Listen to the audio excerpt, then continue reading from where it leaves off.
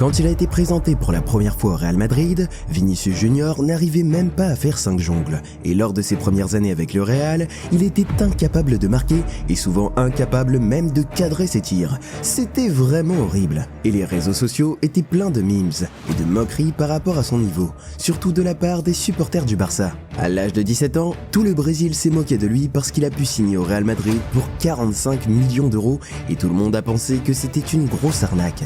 Les Brésiliens ne pensaient même pas qu'il était assez bon pour jouer au Brésil. Alors comment pouvait-il signer au plus grand club d'Europe?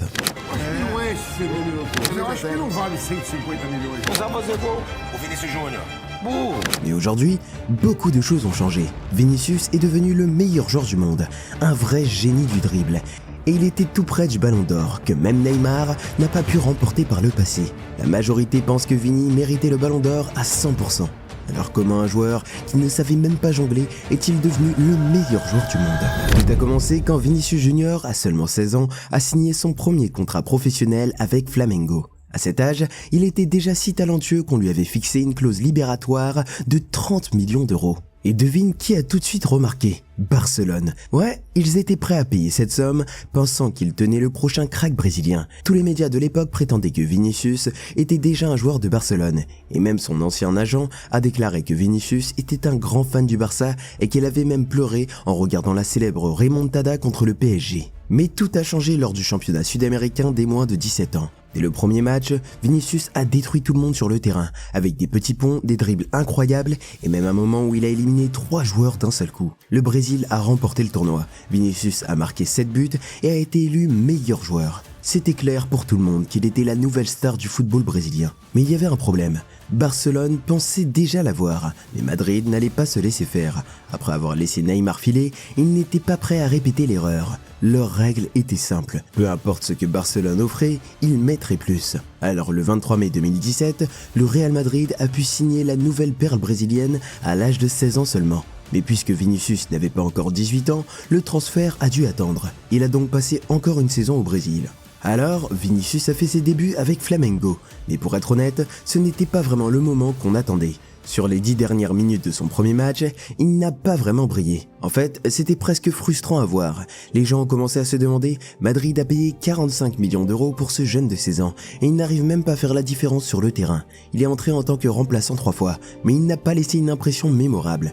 Quand il a enfin été titularisé, la situation n'a pas vraiment changé, et ses performances n'ont pas vraiment convaincu.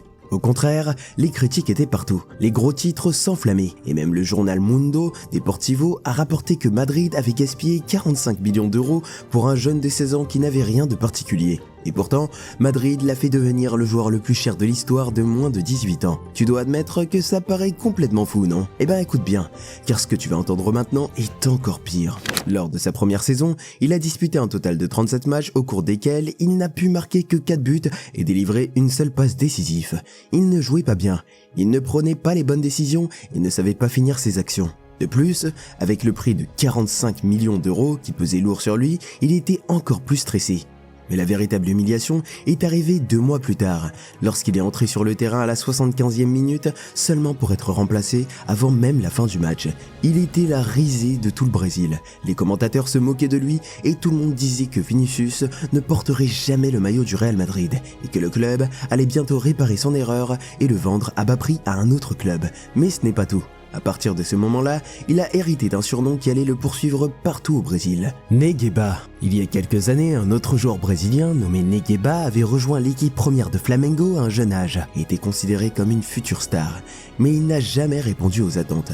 Et à 25 ans, il était si mauvais qu'il n'avait toujours pas réussi à se faire une carrière. C'est ainsi que Vinicius a été surnommé Neguebinha, le petit Negueba. Vinicius subissait une pression immense pour un jeune de 17 ans. Mais pourquoi le Real Madrid a-t-il payé si cher pour un jeune joueur qui n'était même pas considéré comme assez bon pour jouer au Brésil? Laisse-moi te dire pourquoi. Ce gamin n'était pas seulement bon, il a dominé à toutes les catégories de jeunes. Dès l'âge de 11 ans, les gens le comparaient déjà à Robinho et Neymar, 2 grandes légendes du Brésil. L'année suivante, il est passé dans la catégorie des moins de 13 ans, pensant que les enfants plus âgés lui poseraient plus de difficultés et cela afin de pousser ses limites au maximum.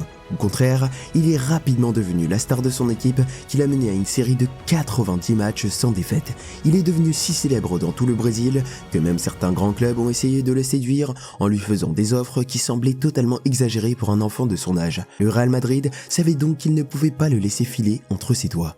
Alors à 17 ans, il semblait que toute la moquerie subie par tout le pays allait détruire la motivation et la carrière de Vinicius, mais c'est exactement le contraire qui s'est passé, car lors de sa deuxième saison au Brésil, Vinicius a fait beaucoup de progrès et a marqué 10 buts et délivré 3 passes décisives en 32 matchs. Son niveau a considérablement évolué et il était clair pour tous ceux qui le regardaient qu'il était en train de devenir un joueur bien meilleur et bien plus efficace. Sur le terrain, il a retrouvé le plaisir du jeu, en souriant et en dansant souvent après ses buts.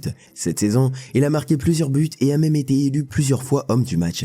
Il jouait de mieux en mieux, et les commentateurs se sont alors mis à le complimenter et à le qualifier de joueur exceptionnel. Maintenant, il a atteint l'âge de 18 ans, et cela signifie qu'il est temps que son rêve devienne réalité. Il va enfin pouvoir rejoindre le plus grand club du monde, le Real Madrid. Mais il ne savait pas encore que ses débuts allaient être tout sauf faciles. Avant même que Vinicius ne quitte le Brésil, plusieurs légendes comme Seedorf ont douté de sa capacité à se faire une place dans l'équipe du Real Madrid. Il a même déclaré que Vinicius ne parviendrait pas à jouer au Real, car pour lui le Real Madrid est un tout autre niveau de football. Il a dit qu'avec un peu de chance, il pourrait être prêté à un petit club, car même Eto'o n'a pas réussi à Madrid à l'âge de 18 ans, et il a donc été renvoyé. À l'époque, cette prédiction semblait très dure, mais elle était tout à fait justifiée et logique. Lorsque Vinicius est finalement arrivé à Madrid, les difficultés n'ont pas disparu, elles ont plutôt grandi. Le 20 juillet 2018, 8 jours après son 18e anniversaire, Vinicius a été officiellement présenté au Santiago Bernabéu. Mais on voyait bien qu'il était très stressé, il avait du mal à faire des jongles et quelques petits gestes techniques. Et il semblait que la pression du plus grand club du monde allait être trop pesante pour lui. Mais il a fait ses débuts lors d'un match amical contre Manchester United. Il ne voulait que dribbler. Il semblait qu'il ne pensait pas du tout à marquer ou à aller vers le but. Malgré son potentiel, le Real Madrid a décidé qu'il n'était pas encore prêt pour l'équipe première. Il a donc passé son temps entre les U19 et l'équipe B pour essayer de développer toutes ses capacités. Comme tu peux l'imaginer, cela faisait plaisir aux Barcelonais car ils pensaient avoir poussé Madrid à dépenser une fortune pour un joueur éclaté. Le 29 septembre 2018, Vinicius a fait ses débuts avec l'équipe première du Real Madrid, entrant en jeu à la 87e minute. Mais rapidement, il a montré son potentiel en inscrivant 4 buts en 5 matchs avec l'équipe réserve. Un mois plus tard, cette performance lui a valu d'être sur le 11 de départ et de débuter en Coupe du Roi contre Melilla, un match que Madrid a gagné 4-0. Lors de ce match, il a donné 2 passes décisives et a été élu homme du match. Peu à peu, Vinicius a gagné une place régulière dans l'équipe première. Il a inscrit son premier but, devenant ainsi l'un des plus jeunes joueurs à marquer pour le Real Madrid. C'est là que sa véritable ascension a commencé. Il est devenu le 3e plus jeune joueur de l'histoire du club à débuter en Ligue des Champions. Et même mieux, il a offert une passe décisive lors de ce match.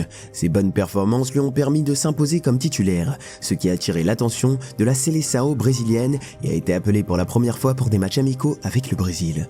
Mais alors que tout semblait aller dans le bon sens, la tragédie est survenue. Lors d'un match de Ligue des Champions contre l'Ajax, Vinicius s'est déchiré un ligament, ce qui a mis fin à sa saison. Il a quitté le terrain en larmes. C'était vraiment émouvant. Pour aggraver la situation, le Real Madrid a été éliminé ce soir-là, ce qui a mis fin à ses 3 années de nomination en Ligue des Champions. Solari a immédiatement été licencié et Zinedine Zidane a repris les commandes de l'équipe. Ce n'était pas la meilleure nouvelle pour Vinicius, car avec l'arrivée d'Eden Hazard de Chelsea, il était clair que Vinicius devrait se battre pour sa place.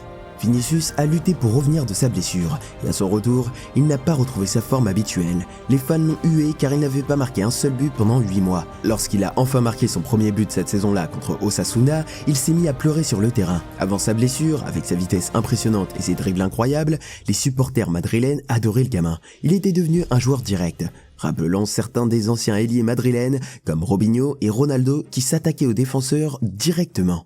Les Madrilènes ont vu en lui le potentiel d'un futur Cristiano Ronaldo. Mais après la blessure, le monde s'est écroulé pour Vini. À ce moment-là, personne ne voulait de lui en sélection brésilienne et les gens appelaient à ce qu'il soit écarté de la Seleção. De plus, les Espagnols l'accusaient d'être un tricheur à cause de ses fausses simulations. Mais le pire, c'est que certains de ses coéquipiers avaient perdu confiance en lui. Lors de la Supercoupe d'Espagne, alors que le match devait se décider au tir au but, les caméras ont montré Ramos regardant autour de lui, essayant de voir si quelqu'un était prêt à tirer le premier penalty. Bien que Vinicius ait été le seul à lever la main, ils l'ont complètement ignoré. Et Kroos a même proposé que Rodrigo le tire à sa place. Mais est-ce que cela s'est arrêté ici? Non, comme on va le voir dans un instant. Vinicius a terminé sa deuxième saison avec le Real Madrid avec seulement 5 buts et 4 passes décisives en 38 matchs. Et même s'il a remporté la Liga, ce n'est pas du tout ce qu'il espérait réaliser avec l'équipe. Ses mauvaises performances ont fait de Vini le joueur le plus détesté au Real Madrid. La saison suivante 2020-2021, les choses ont empiré. Lors d'un match de Ligue des Champions contre le Borussia Mönchengladbach, il y a eu un incident qui a choqué tout le monde. Benzema was caught on camera telling the fullback Ferland Mendy not to pass to their teammate Vinicius Jr.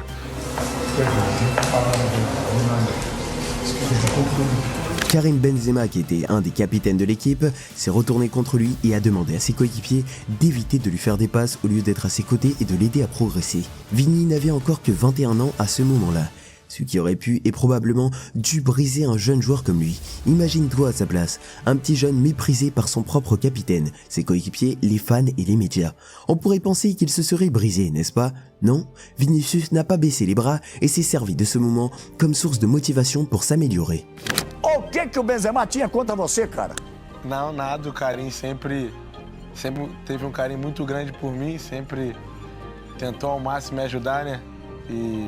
E quando passou aquilo, dia depois também ele veio conversar comigo, falou que não era aquilo que tinha passado e eu sempre levei na boa, nunca...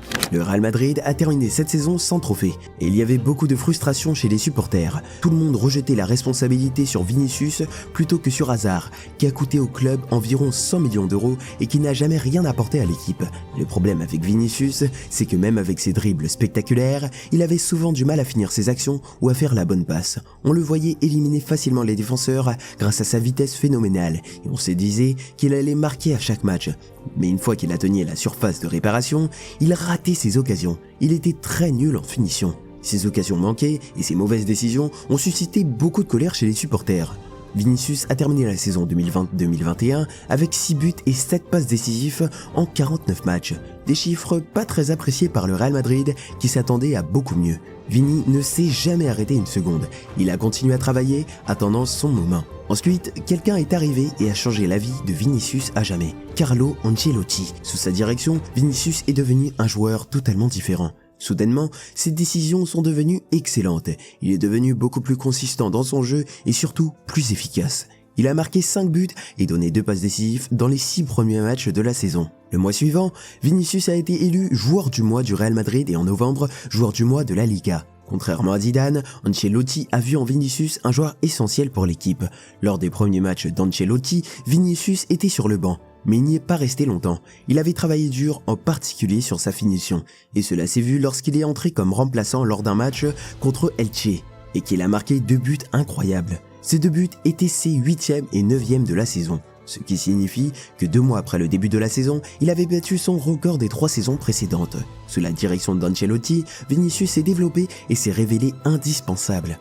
Ancelotti n'a pas essayé de changer complètement son style considéré provoquant, mais il s'est plutôt concentré à l'améliorer. Il a encouragé Vinicius à tirer davantage, à être plus décisif devant le but et à jouer avec confiance. Et cela a bien fonctionné. Vinicius, qui était critiqué pour sa finition, est devenu l'un des attaquants les plus efficaces de la Liga. Cette saison a été exceptionnelle pour les Real Madrid. Le club a remporté la Liga et la Ligue des Champions. Et Vinicius a joué un rôle crucial dans ces 2 compétitions. Il a terminé la saison avec 22 buts et 20 passes décisives, dépassant ainsi le total combiné de ses 3 saisons précédentes. Il s'est également distingué dans les matchs les plus importants, en marquant en demi-finale de la Ligue des Champions contre Manchester City, où il a fait ce beau geste à Fernandinho. Tu te souviens ? Il a ensuite marqué le seul but de la finale contre Liverpool. Avec son but, il est devenu le plus jeune Sud-Américain à marquer en finale de la Ligue des Champions et le premier joueur de moins de 21 ans à être impliqué dans 10 buts en une seule saison en Ligue des Champions depuis Lionel Messi. Cette année-là, il a terminé 9e au Ballon d'Or. Alors à ce moment-là, tout le monde aurait pensé que Vinicius allait faire taire toutes ses critiques, mais ce n'est pas vrai, parce que ceux qui s'en étaient pris à lui si cruellement par le passé ne pouvaient plus utiliser ses mauvaises performances comme excuse. Ils se sont attaqués alors à sa couleur de peau. Une fois, les supporters de Mallorca ont même lancé des cris de singe chaque fois qu'il touchait le ballon, mais aussi une fois avant un match contre l'Atlético Madrid. Une poupée en forme de singe, portant son maillot, a été suspendue dans les tribunes. Pour beaucoup, Vinicius Junior est considéré comme un joueur provocateur en raison de ses démonstrations. de ses danses et de ses fréquentes disputes avec les arbitres, les joueurs, les entraîneurs et même les supporters. Cela fait de lui une cible facile pour les racistes et malheureusement ce problème ne fera que s'aggraver au cours des prochaines saisons. La saison 2022-2023 a été décevante. Le Real Madrid a échoué en demi-finale de la Ligue des Champions et a terminé deuxième en Liga. Cependant, Vinicius a été extraordinaire et a maintenu sa forme et même amélioré ses statistiques, marquant 23 buts et offrant 21 passes décisives en 55 matchs. Et s'il y a une saison dans laquelle Vinicius s'est montré à son meilleur niveau, c'est bien celle de 2023-2024. C'était sa 6e année à Madrid, où Vinicius Junior s'est vu attribuer le légendaire maillot numéro 7. Après le départ d'Eden Hazard, Karim Benzema est également parti en Arabie Saoudite, ce qui signifie que Vinicius est devenu officiellement la star du Real Madrid. Le Brésilien a été tout simplement inarrêtable, inscrivant 24 buts et délivrant 11 passes décisives en seulement 39 apparitions. Ses dribbles sont sa véritable arme, ses tirs sont devenus très précis et ses décisions sont prises en un clin d'œil. Chaque fois qu'il avait le ballon, on sentait que quelque chose de magique était sur le point de se produire. Ce qui a rendu cette saison vraiment remarquable, c'est la façon dont Vinicius s'est montré à la hauteur dans les moments les plus importants. Face aux meilleures équipes, il a su faire la différence. Par exemple, contre le Barça, il a marqué 4 buts et délivré une passe décisive en une seule saison, devenant leur cauchemar sur l'aile. Il a également joué un rôle similaire contre d'autres grandes équipes, avec notamment 2 buts contre le Bayern Munich et 2 passes décisives contre Manchester City. Sa performance en finale de la Ligue des Champions contre le Borussia Dortmund a tout simplement été magistrale. Il n'a pas seulement marqué le but de la victoire, mais ses chiffres montrent bien qu'il était devenu un joueur plus complet. 9 duels gagnés, 8 dribbles réussis, 5 tirs cadrés et 2 passes décisives. Vini a encore amélioré son niveau et a terminé meilleur joueur de la compétition avec 6 buts et 5 passes décisives, avec des buts décisifs en demi-finale et en finale pour remporter sa 2e Ligue des Champions. Cela fait maintenant 3 années consécutives qu'il marque en demi-finale de la Ligue des Champions et il est devenu le plus jeune joueur à marquer dans 2 finales distinctes de la Ligue des Champions. Mais ce qui a vraiment marqué cette saison, c'est la façon dont Vinicius a évolué en tant que joueur. Il n'était plus seulement un jeune talent s'appuyant sur sa vitesse et ses dribbles, il était devenu un meneur de jeu, créant des occasions non seulement pour lui, mais aussi pour ses coéquipiers. Ses mouvements sans le ballon, sa capacité à franchir les lignes défensives et sa connexion avec Bellingham et le reste de l'équipe ont joué un rôle essentiel dans le succès de Madrid. Il n'est plus un simple ailier, c'est un créateur, un buteur et un joueur qui fait la différence. Quand on le regarde jouer en ce moment, on voit clairement qu'il est le meilleur joueur du monde. Vinicius Junior est rapide, incroyablement rapide, mais il ne se contente pas de courir. Il peut s'arrêter, changer de direction et faire danser les défenseurs comme il veut. Son dribble est d'un autre niveau. Sa créativité et sa vision ont également beaucoup évolué. Vinicius a gagné beaucoup de trophées avec le Real Madrid, mais il n'a toujours pas réalisé le triplé. Il est déterminé à changer cela, en se concentrant sur la Ligue des Champions, mais en gardant le triplé comme objectif ultime. Il ne cherche pas seulement à devenir une vedette du Real Madrid, mais plutôt à devenir une légende et gagner le Ballon d'Or. L'été dernier, le Brésil a joué une nouvelle Copa América avec Vinicius, mais ses performances ont été très décevantes. Et c'est la raison principale pour laquelle il n'a pas remporté le Ballon d'Or. Il a perdu au profit de Rodri, qui a été extraordinaire avec l'Espagne lors de l'Euro 2024. Et cela n'enlève rien à la saison exceptionnelle de Vinicius Junior. Cette saison 2024-2025, le Real Madrid a voulu créer une nouvelle équipe de rêve, avec l'arrivée de Kylian Mbappé qui rejoint Vinicius Junior, Jude Bellingham, Rodrigo, etc. En théorie, cette équipe semblait prête à tout gagner à nouveau pour les prochaines années et paraissait plus forte que jamais. Mais en réalité, l'équipe n'est pas aussi bonne qu'on le pensait avant le début de la saison. Il y a quelques semaines, ils ont perdu 4-0 contre Barcelone et 3-1 contre l'AC Milan en Ligue des Champions, les 2 fois au Santiago Bernabéu. Avec l'arrivée de Mbappé, quelque chose a perturbé l'équilibre de cette équipe. Mais peut-être que les joueurs ont encore besoin de temps, chose que seul l'avenir nous dira. Alors si t'aimes le foot comme moi, tu devrais regarder la vidéo à l'écran maintenant. Tu vas aimer, c'est promis.